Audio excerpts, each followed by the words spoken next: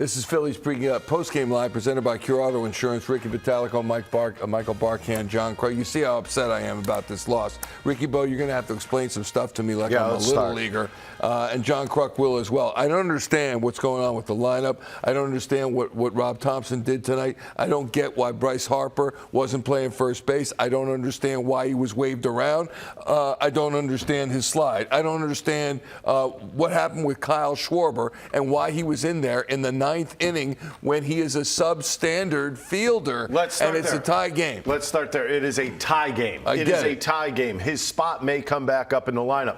I don't necessarily think that was terrible. I thought the bad part of that move came when he was on second base. He should have been pitch run for in that situation with Brandon Marsh. Marsh would have then gone out and played outfield, and thus he would have been in left field. But when you don't do that, then you're expecting Schwarber's at-bat to come up again.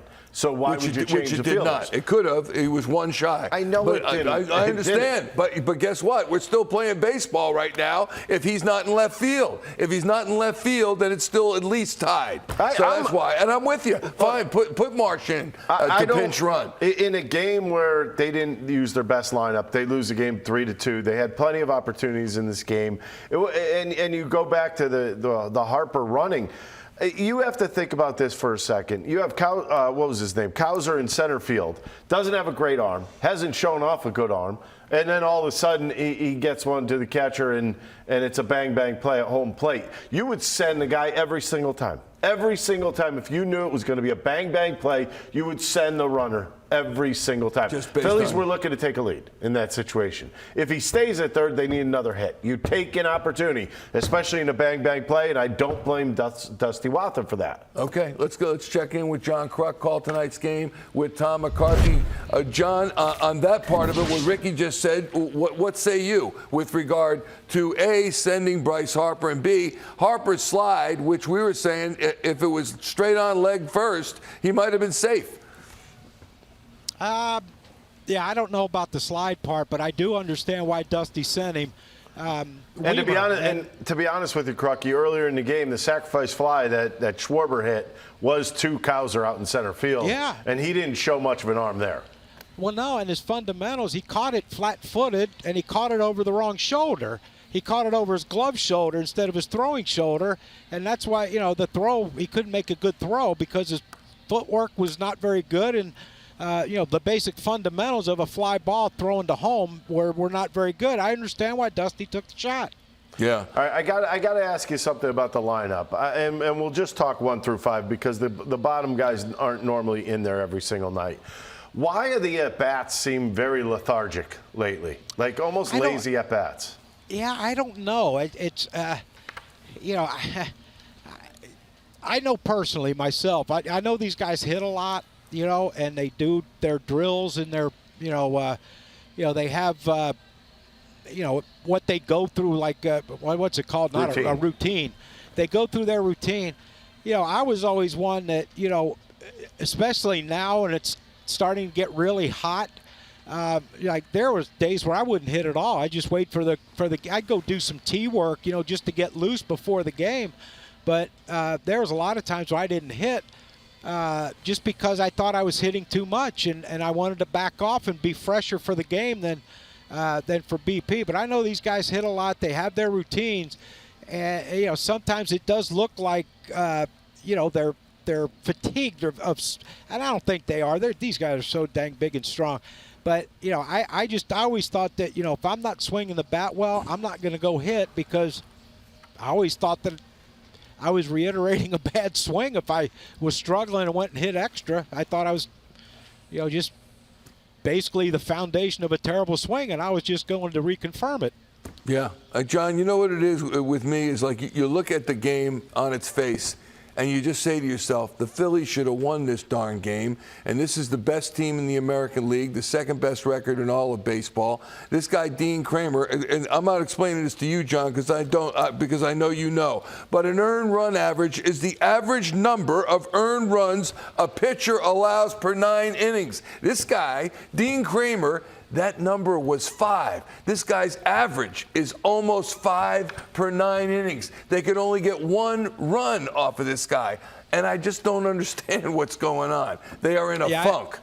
Yeah, you know? I didn't understand. I didn't understand it either. But I mean, he did pitch well.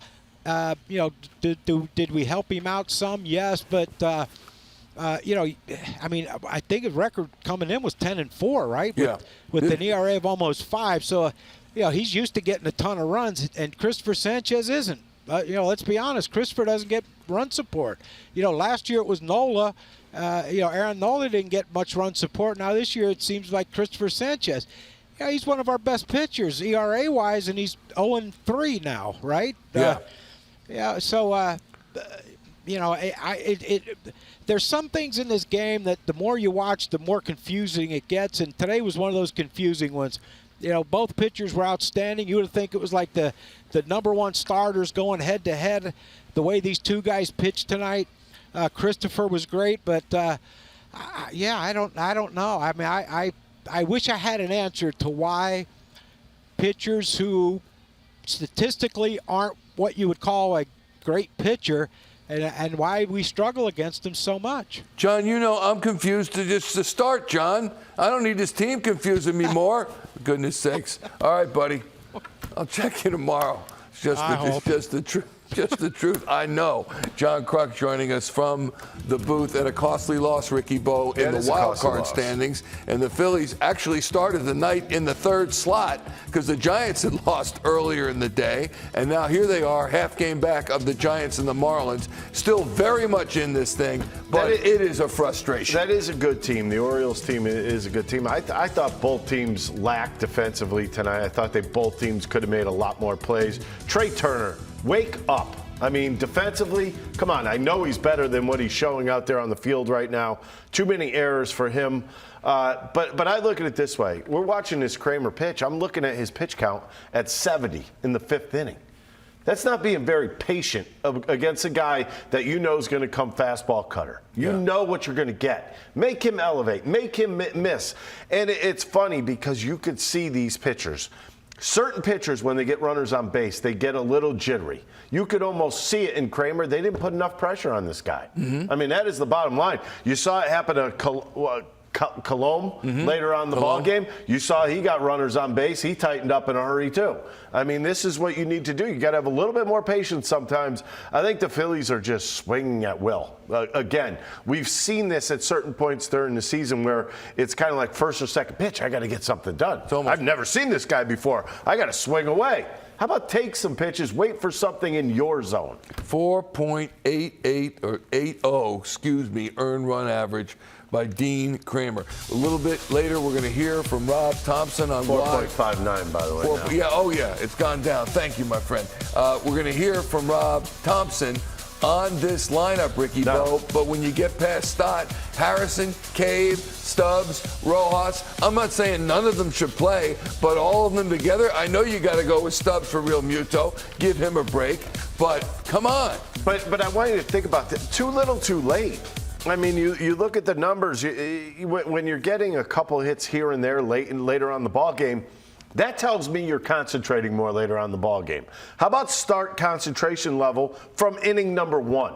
Don't go out there lazy in inning number 1. Start getting some leads early in these ball games. We talked about their bullpen. Their bullpen wasn't fantastic tonight, but they shut down the Phils, didn't they? They had just enough without two of their guys in this ball game.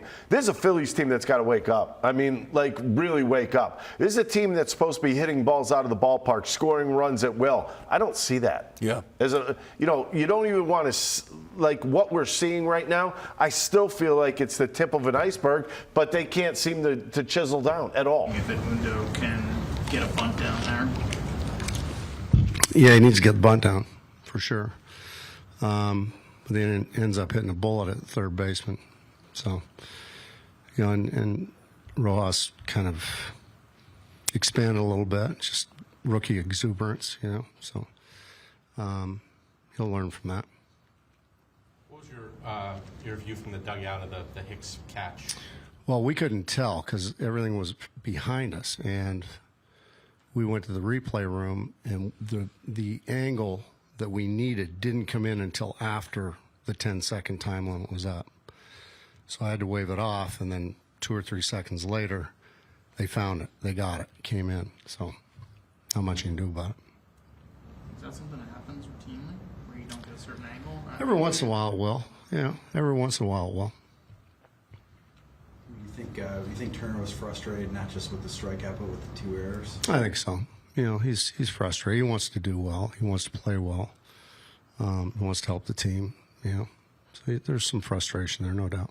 He got tossed because he was too close to Little when he threw his bat in the helmet? Yeah, I'm not really sure whether it was because he threw his equipment. I mean, you don't normally see guys, when they throw their equipment, get thrown out of the game unless it's a spiked helmet or something ridiculous. And I didn't think it was ridiculous. But at that, I'm not really sure what was said either. How much do you think his play in the field is trickling over to the plate and vice versa? I don't know. I'm not in his head, but I'm sure that there's just a lot of frustration. I feel like Sanchez is a little bit snippy. He's pitched well, he got no decision, but not gotten the win. Yeah, he pitched great. And Stubby called a great game, and he leaned on his changeup and slider, and he located his fastball. His best outing of his career, as we all know, I think. He was really, really good. Kept them off balance and got a lot of weak contact. He was outstanding. Gave us a chance to win. Scored on that play in the 8th. Did you think of pinch running before? For a minute, I did, just for a second, and then thinking through it, in that inning, Harrison has a chance to come up. They pop a right-hander. I might use Marsh there to pinch hit. Any worry on the Sosa bunt of taking the bat out of Bryce's hands? No, because I have confidence in the guys behind him. Rob Thomson didn't play for or didn't take him at bat for 8 days. Gave you some really good at bats tonight. Is there consideration to not only playing him tomorrow, but maybe giving him a little bit of run here? I don't know. I'll talk to Kevin and the staff, but he certainly played well tonight, no doubt about it. Yeah. Offense scuffling too. The send there by Dusty, you like it, don't like it? I like it. I like 2 out, bang bang at the plate. Absolutely. Do you think it would have mattered? If. Like Bryce was coming in, what? Well, probably not. Overall, with the atmosphere tonight, some Orioles fans in the stands, close game, lots of different plays happening. Overall, how frustrating of a loss was this for you, do you think? Well, they're all frustrating. You want to win every game. And when Sanchi gives you an outing like that, it's frustrating because you don't win it. Yeah, that was a good opportunity to run. Thought I had a great jump at first base and short hop the center fielder, good relay, and maybe if I slide head first, possibly, or if I get my foot in there, I'm safe. But just good baseball play, In that moment, was there any hesitation? Were you thinking at all about not wanting to slide head first, or it just didn't even go through your mind? No, just the play of him going, to his left with his glove. I thought sliding out this way would have worked, and getting my pad in there, I thought it was going to work, and just didn't. Sanchez had a great outing tonight, and unfortunately the offense wasn't there, and that's kind of difficult when you see a guy, give as much as he gave tonight and not come with enough runs to help him. Yes, I think, lately he's been throwing the ball really well. I think he's had a couple outings where we haven't scored for him, or, he's matched up with some guys and we just haven't, got the job done for him. But continue to, try to get better, and can't take anything away from Sanchez tonight. He threw really, really well. Gave us a really good opportunity to win, and just weren't able to come out on top. With the atmosphere in the ballpark tonight, O's fans here, how frustrating was it not to take this one, considering how close it was and how back and forth it was? That's a good team over there, right? They're in first place in their division. I think they are. And to be able to take one, or the first one, at home, that would have been huge for us.